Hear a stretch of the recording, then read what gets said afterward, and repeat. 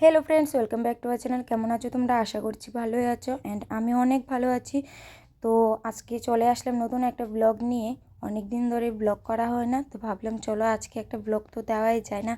अनेक दिन धरे ब्लगेर ভিউ টিউ ना जाओयार कारणे तो आमी ब्लग कमई दिई, शर्ट्स ছাড়ি किन्तु ब्लग देওয়া হয় না। तो जार जन्य आजके भाबलाम चलो एक ब्लग दिई, जा केउ ना केउ तो भालोबासा पाई ब्लग थेके, तो तार जन्य आमी भाबलाम चलो एक ब्लग दिई। तो आजके आमी रेडी हये पड़लाम।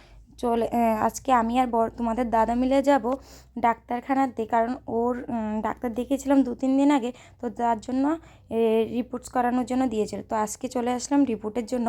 আর এখানে বলেছিল 2-3 দিন বাদে আসলে নাকি রিপোর্টগুলো দিয়ে দেবে। তো ভাবলাম যাই হোক, রিপোর্ট দেবে 2-3 দিন বাদে নয় আসবো। আর তোমাদের দাদা না কি বলবো, রক্ত নেওয়ার সময় যে ভয় পাচ্ছিল, ও খুব ভয় পায় জানো। ও একদমই এসব করে না, খুব ভয় পায়।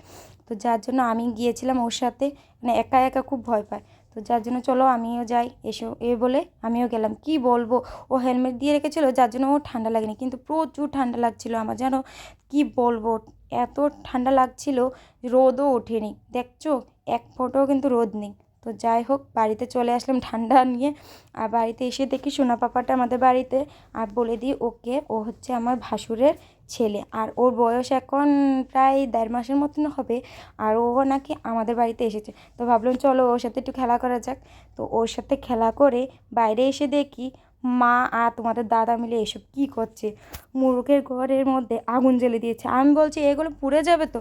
বলছে না, এগুলো নাকি পুড়বে না, এভাবে নাকি পিঁপড়ে ধরানো হয়। আমি ভাবলাম ঠিক আছে, দেখা যাক, না পুড়লেই সব। এখানে দেখি বেচারাটাকে এখানে বেঁধে রেখেছি। তো আজকে ভিডিওটা এতটুকু পর্যন্ত, টাটা বাই বাই। তো কিরকম লাগলো কমেন্টে জানাবে।